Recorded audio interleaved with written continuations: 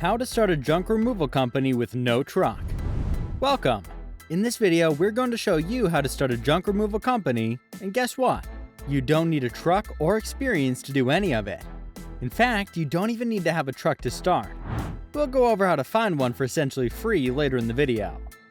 If you find this information helpful, be sure to leave a like and subscribe to the channel. We post videos weekly about different side hustles that involve no money or experience. Step 1.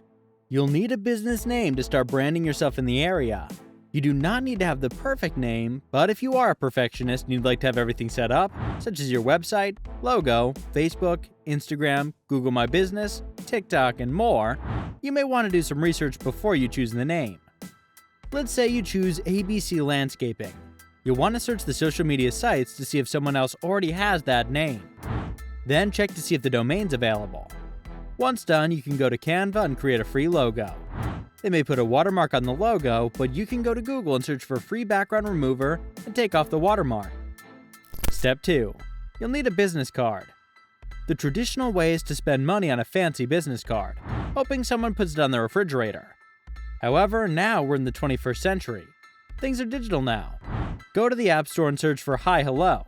It's a free digital business card that you can send to people, and it's free. Be sure to take a nice photo with a blurred background as your photo, as that will look the most professional. Step 3.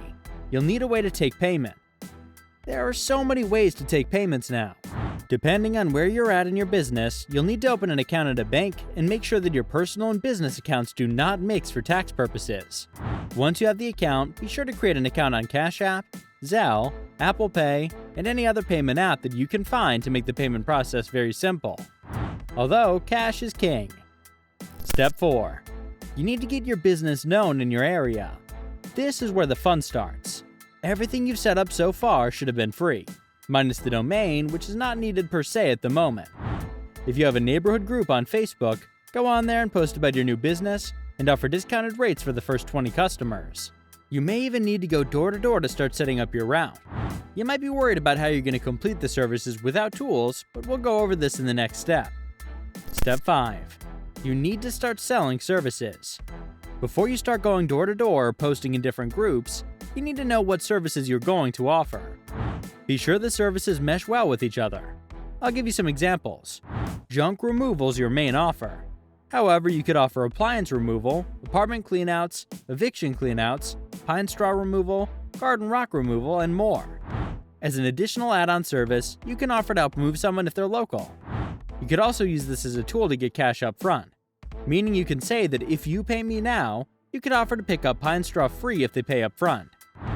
You can also take a look around the house and offer to pick up rocks in their garden if they need them gone, pine straw, or mulch in the garden bed. There's so many different services you can offer in junk removal, the possibilities to make more money are abundant. Step 6. You need to secure the right equipment using other people's money. This is where you start to pre-sell people in order to fund the start of your business. Let's say your normal price to remove junk is $150. You can offer them 25% off if they pay in advance. Let's say you offer this to the first 10 out of the 20 people we mentioned before. You would have $1,120 to go get a truck. How do you get a truck though?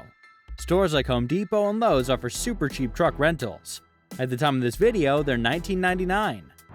Rent a truck from a hardware store such as Home Depot or Lowe's. Now that you have the truck and other equipment needed to start, you can start stacking the cash up. Step 7. You need reviews. After you're done with the yard, try to either get a written review or video review. A lot of people don't like to be on camera, however, a trick to that is to interview them instead of asking for a video testimonial. That tends to sound a bit better and most people will have no problem doing it, or even video the entire job and use that on social media. Documentation beats conversation any day of the week. Step 8. To really scale your business, you need referrals, and you can do this a few different ways. When you get the verbal agreement from the customer, ask them if they can introduce you to the 2 neighbors in exchange for 25% off their bill. It really is up to you. That way you can start to develop a route of sorts and have a higher dollar per hour. Now do the math and scale up. How much money can you realistically make in a month? Let's set your pricing at $150 per junk removal job. If you do 3 jobs per week, that would be $1,800 per month. or $22,600 per year. That's why it's important to consistently post on social media and get referrals. Once you start to scale, you can hire employees and manage the business from there. If you enjoyed this breakdown of how to start your junk removal company with no truck, like this video and subscribe to see our other side hustles.